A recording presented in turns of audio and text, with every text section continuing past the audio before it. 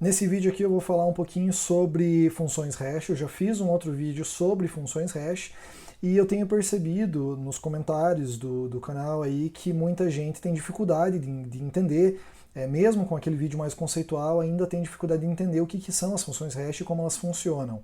Então eu tive uma ideia, eu vou tentar fazer uma função hash aqui do zero, bem simples, e mostrar o porquê que essa função hash não é boa. E depois a gente vai passar para tentar entender quais são as características que fazem uma função hash ser boa. Bom, nesse vídeo aqui, então, eu vou tentar abordar alguns conceitos de computação que fazem com que seja um pouco difícil para pessoas de fora da área de computação entender a função hash. Eu falo lá naquele outro vídeo, que eu vou deixar o link aí embaixo, que existe um cálculo matemático que é feito para tentar chegar no valor de saída da função hash. E às vezes é um pouco complicado de entender, porque necessita entender como que os dados são guardados dentro do computador. Então, nesse vídeo aqui eu vou tentar exemplificar de uma forma um pouco visual de como que esses dados são guardados na memória do computador e como que a gente utiliza esses dados para fazer esse tal cálculo matemático, tá? Então a primeira parte eu não sei se eu vou fazer em um vídeo ou dois, eu vou tentar fazer em um só, mas se eu ver que está muito grande, eu vou deixar esse aqui só para a parte que eu vou explicar aí a tabela ASCII e depois eu vou explicar então a função hash. Vamos ver como é que se desenrola. Legal. Eu fiz uma demonstração visual aqui de como que os dados eles são apresentados em tela para você e como que eles estão guardados dentro da memória do computador. Tá? Então aqui nessa primeira linha a gente tem uma representação dos dados na tela do computador. Então eu fiz aqui uma representação visual do texto aqui, teste 1, 2, 3. E eu coloquei aqui embaixo como é que eles estão salvos dentro da memória do computador. Então, para cada caractere em tela, a gente tem um número correspondente que é guardado dentro do byte. Tá? Cada quadradinho desse aqui é um byte, e um byte, como eu já expliquei em outros vídeos, ele é um espaço de memória que ele consegue guardar um número que pode ser entre 0 e 255, tá? Totalizando 256 números, mas ele só pode guardar um valor por vez. Então esse número, esse byte, ele é como se fosse uma gaveta que você pode botar um número por vez, e esse número só pode ser um número qualquer compreendido entre 0 e 255. E para cada caractere em tela existe um número correspondente dentro da memória do computador. E como é que a gente sabe que número é esse, né? Que caractere correspondente é esse? Exatamente utilizando uma tabela que a gente chama de tabela ASCII. Tá? ASCII, se você tiver na dúvida aí, ele é uma sigla que significa American Standard Code for Information Interchange, que basicamente é como se fosse um padrão para que todos os computadores ao redor do mundo, quando eles veem um determinado número, eles sabem que aquilo dali é um caractere, ele vai usar essa tabela de referência para converter. Tá? Então, quando a gente está escrevendo as coisas, eu mando aí, por exemplo, veja esse texto que está embaixo aí do vídeo, tá? É um texto, na verdade, quando ele está sendo enviado para o teu computador aí, não está sendo enviado caracteres, não são caracteres que estão sendo enviados, estão sendo enviados números. E o teu computador aí do outro lado, ele usa essa mesma tabela para poder converter. Então vamos lá. Aqui você viu que a letra T ela foi traduzida para 116. Vamos lá na tabela ASCII então e ver se é isso mesmo. Tá? Aí você pode ver aqui, tá, mas T é 84. Sim, 84 é o T maiúsculo, certo? Mas então a gente está procurando ali o T minúsculo, né? Vamos lá no T minúsculo. Aqui o T minúsculo. 116 como está lá na planilha. Tá? Eu fiz aqui uma planilhinha no Excel bem simples que converte automaticamente para a gente o número. Então qualquer coisa que eu escreva aqui, por exemplo, A, B, C, ela já vai convertendo automaticamente para o código ASCII correspondente. Tá? Vamos lá, vamos ver. A, B, C, D, ele converteu para 97, 98, 99 e 100. Tá? E 101 o E. Vamos lá na tabela ASCII e vamos ver se é isso mesmo. Tá? A, 97, B, 98, C, 99, D, 100. Beleza. Com isso a gente consegue concluir uma coisa. Dentro da memória do computador só tem números. Tá? E a gente decide o que vai ser traduzido para caractere ou não. Tá? O programador vai dizer. Legal, eu vou voltar aqui então para o nosso texto anterior. Teste 1, 2, 3, e uma coisa que muita gente confunde é que o caractere 1 é diferente do número 1 para o computador. Então, por exemplo, o caractere 1 em tela, ele é representado dentro do computador pelo número 49. Então, se você for lá no 49, você vai ver que ele é o número 1, tá? Então, aquilo que está sendo representado em tela, ele é simplesmente uma representação, ele não é o número em si, tá? Ele é simplesmente uma representação do número. Legal, tendo explicado isso, esse preâmbulo aí de como que funciona essa conversão, a gente já pode passar para tentar entender um pouco mais de como que o hash funciona. Eu falei naquele vídeo que o hash ele é, na verdade, um número de saída. Ele pega uma entrada qualquer, faz um cálculo matemático e cospe na saída um determinado número. Tá? E esse cálculo aí ele tem que garantir 4 propriedades. Tá? Depois a gente vai entrar nisso. Mas a gente vai começar aqui implementando uma função hash super simples e nada boa, tá? Ela vai ser uma função hash bem ruim, mas só para mostrar para você como que a gente pode processar. Toda vez que a gente insere os dados dentro de uma função hash, esses dados eles vão ser processados de forma sequencial. Então, basicamente, quando eu passo para uma função hash um texto qualquer, ele vai, na verdade, processar os números de forma sequencial. Tá? E eu vou fazer isso utilizando aí uma função hash bem simples que eu montei aqui. Qual que é essa função hash? Ela vai fazer o seguinte, ela simplesmente vai somar o primeiro número com o segundo, com o terceiro, com o quarto, todos os números, e vai dar a soma pra gente. Então, e esse aqui vai ser o resultado da nossa função hash, tá? Que é uma função hash, de novo, bem ruim, tá? E eu já vou explicar para você o porquê. Legal, então o resultado dessa função hash aqui seria 699. Tá? 699, que é a soma de todos os números. Beleza? Então, uma das propriedades é que a função hash ela sempre gera um número de tamanho fixo. Então, veja que se eu nunca colocasse nenhum limite nesse resultado, se eu tivesse um texto aí que, sei lá, de 1 GB, esse resultado seria um número estratosférico, tá? Muito grande. Então eu preciso de alguma forma limitar e dizer, esta minha função hash vai ter uma saída limitada a um número de tamanho x. Como é que a gente vai fazer isso? Nessa nossa função a gente vai limitar ela para o número 1000, tá? De 0 até 999. Nunca vai existir um resultado que seja além de 999. E a gente vai fazer isso com este código aqui, tá? Que eu vou explicar bem rapidinho para você. Ele, na verdade, vai fazer o quê? Para cada um dos caracteres que está entrando, ele vai pegar o código ASCII, que é efetivamente este código aqui, né?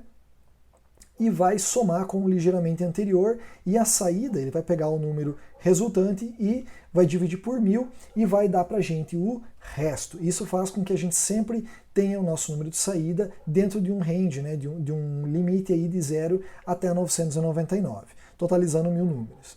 Beleza, vamos botar isso aqui para rodar e eu vou provar para você que o texto teste 123 efetivamente vai sair com 699. Eu vou abrir aqui um node, eu vou colar essa função que eu já fiz e vou chamar aqui hash e vou passar para ele exatamente a mesma string de entrada. Teste 123 e se esse código está funcionando, ele vai ter que me retornar 699. Beleza, foi exatamente isso aí. Se você quiser, este é um hash que você poderia até mesmo fazer manualmente, tá? Você poderia ir lá somar 116 mais 101 mais 115, 116, etc. Bom, uma das propriedades da função hash é que você não possa, ou seja muito difícil de você gerar o mesmo hash para duas entradas diferentes. E esse nosso algoritmo, esse nosso cálculo matemático super simples que a gente fez aqui, não garante isso de forma nenhuma. Por quê? Vamos fazer um teste rapidinho. Eu vou duplicar isso aqui, tá? E vou mudar. Em vez de teste 1, 2, 3, eu vou botar teste 3, 2, 1.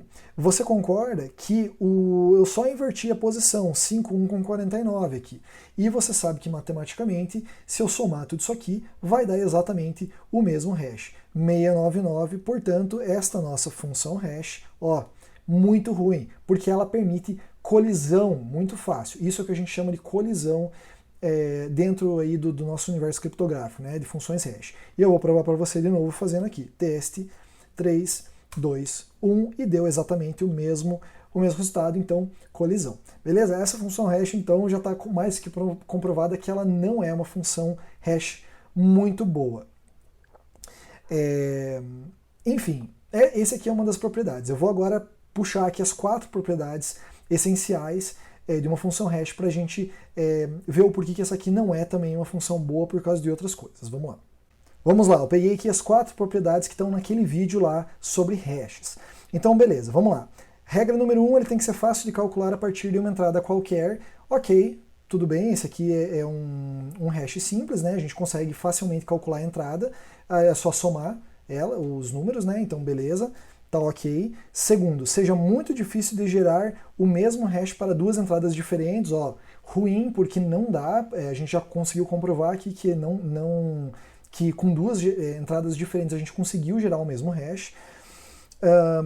3. Seja muito difícil de descobrir a entrada original a partir do hash.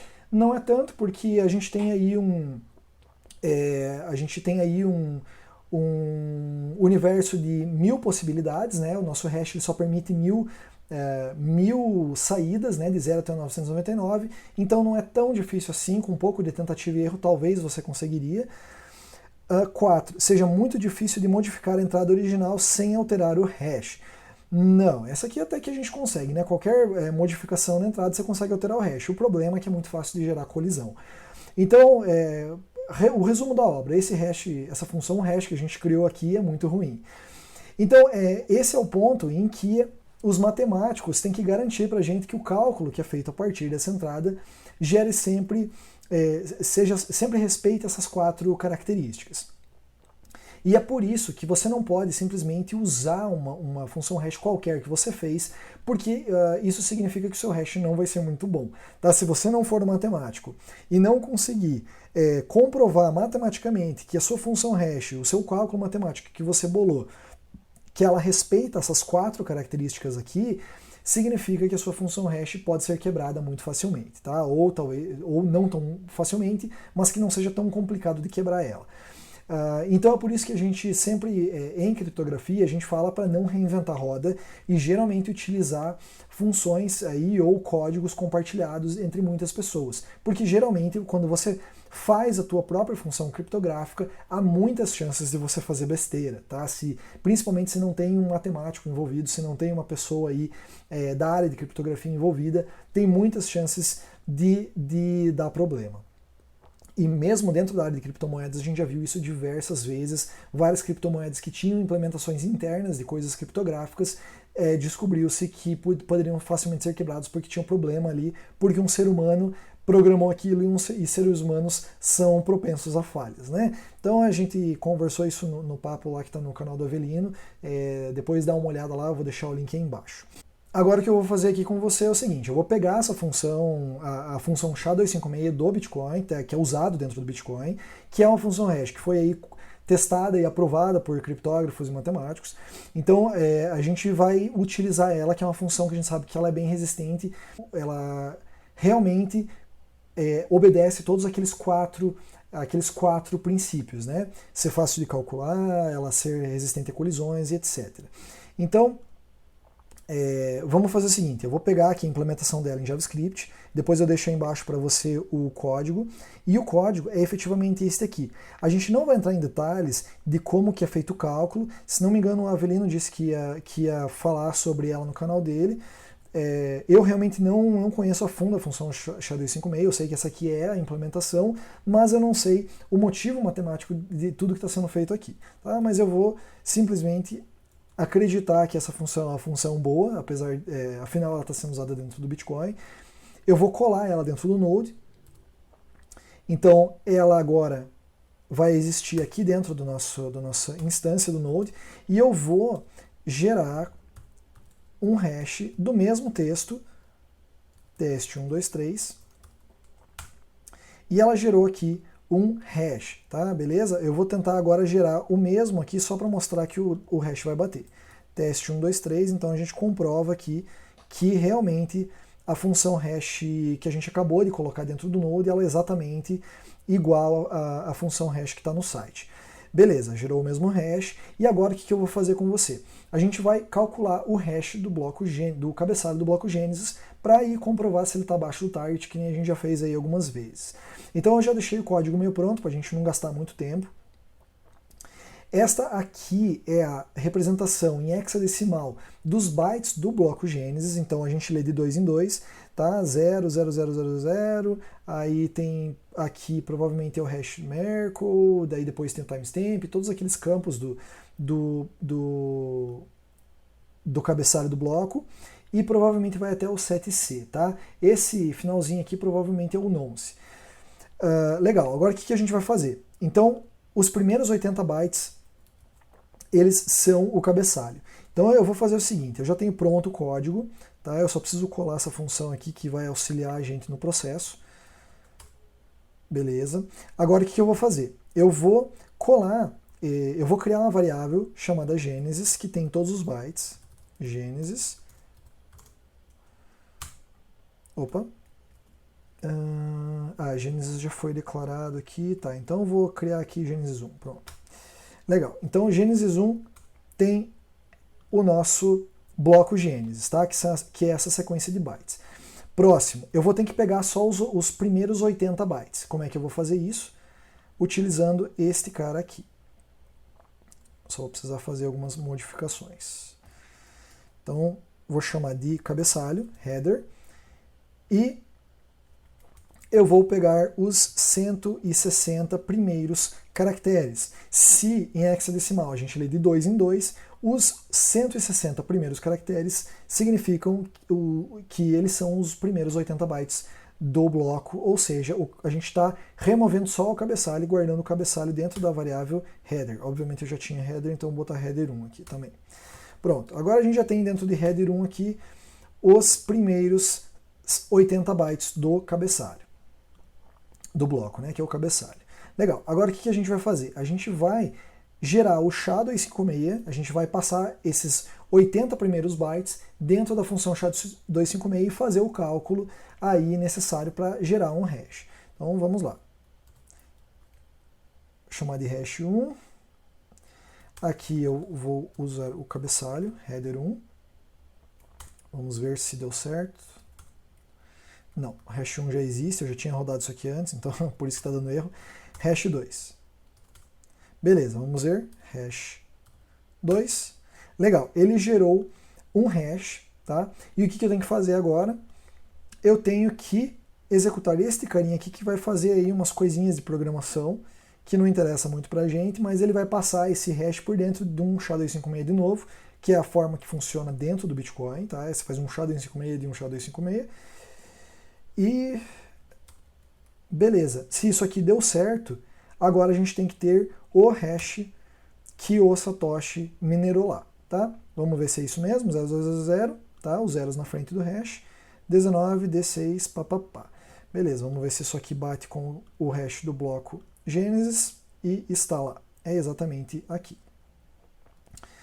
Vamos ver, botar do ladinho aqui para você comparar. Tá? 0019D6 acabando com E2-6F, a mesma coisa aqui. E esse vídeo é exatamente para explicar para você como que nasce uma função hash, né? Como é que funciona esse cálculo matemático.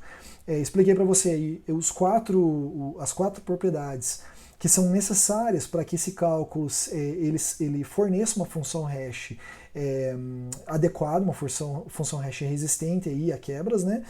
A colisões, etc. E a gente, por final, fez o quê? A gente calculou, a gente criou a função hash SHA-256 do zero dentro de um node e passou o cabeçalho do Bitcoin por dentro dessa função hash duas vezes para ver se ela gerava aí o hash que o Satoshi minerou, e foi exatamente o que a gente conseguiu.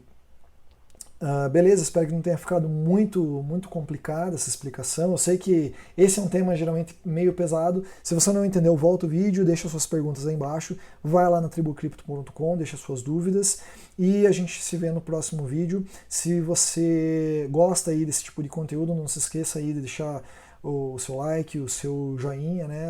Se inscreva no canal, faz sino, faz todo aquele paranauê aí que eu já não sei mais o que tem que fazer, e a gente se vê no próximo vídeo. Um abraço aí, até mais.